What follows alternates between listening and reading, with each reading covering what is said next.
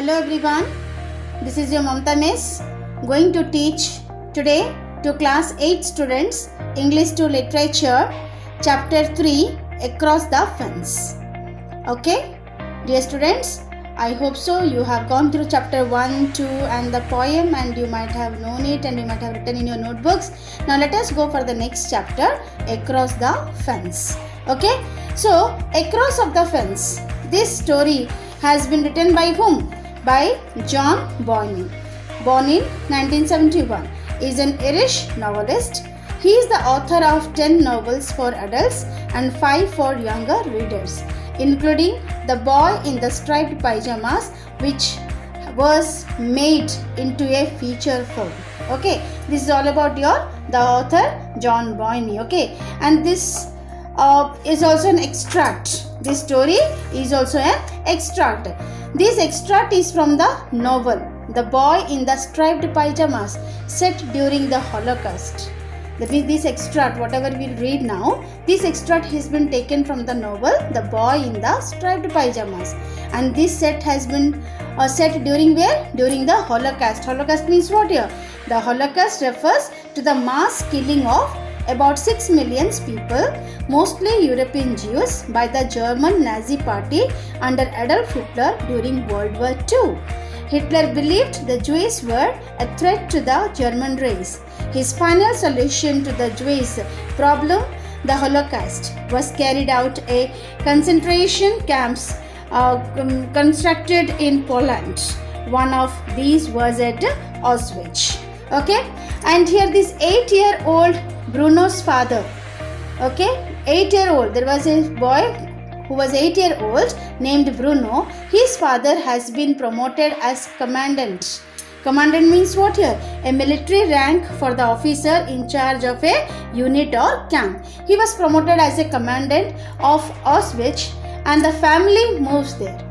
From the window, that means they are now settled in Auschwitz. Okay, and from the window of his room at the strange new place. It was a very strange place for him. It was new environment, new surrounding.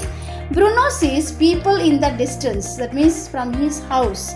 He see people in the distance, but a tall fence cuts him off from them.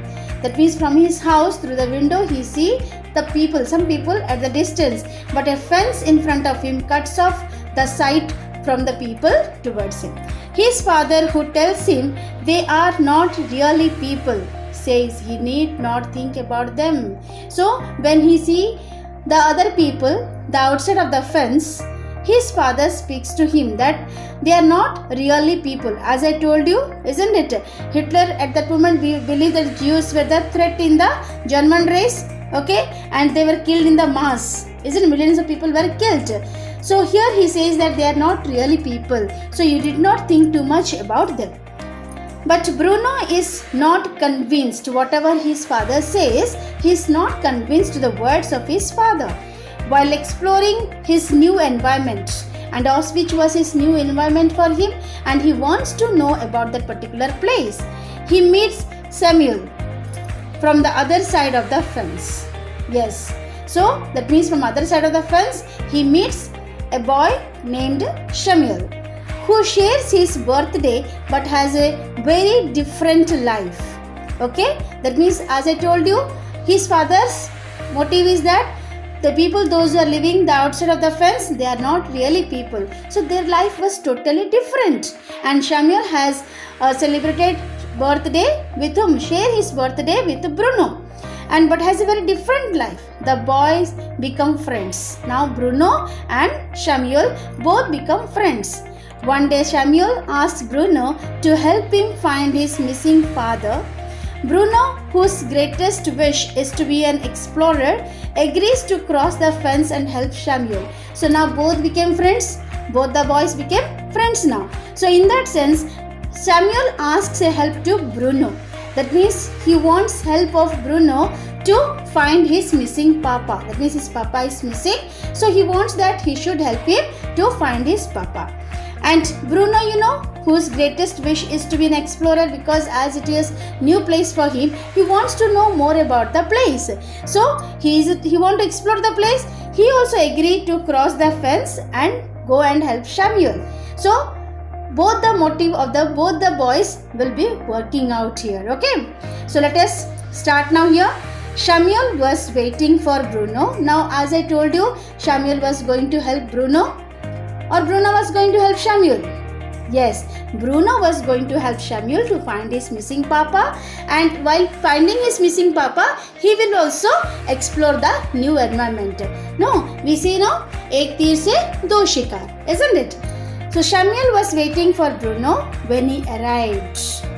Yes, so Samuel was waiting for Bruno because Bruno has to cross the fence and should go to the other side of the fence. So here Samuel was waiting for him. So Bruno arrived. For the first time, he wasn't sitting cross-legged on the ground and staring at the dust beneath him, but standing leaning against the fence. So when Bruno reached Samuel, for the first time, he wasn't sitting cross-legged, because he used to sit cross-legged. Who? Samuel. In the other side of the fence, he used to sit cross-legged on the ground and stare towards the dust beneath him, but standing leaning. But he was not sitting now, he was leaning against the fence. He held out his hands to Bruno, who opened his mouth in delight. Samuel was carrying a pair of striped pajamas bottoms, a striped pajama top, and a striped cloth cap exactly like the one he was wearing.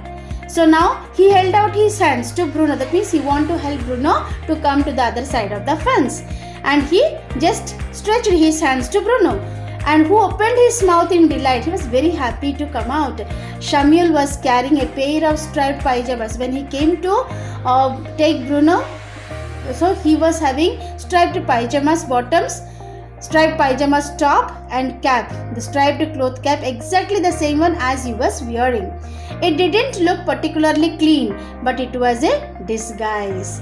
So no doubt the clothes were not clean, but to hide themselves from the other people, that was only a costume of disguise. Okay, and Bruno knew that good explorers always wore the right clothes. Yes, if you want to do something without the knowledge of others, then you should have the right clothes to wear. That means something special like that, who cannot recognize you when you are seen to them. Such type of clothes, because they're intelligent, isn't it? So intelligent fellows will do intelligent works.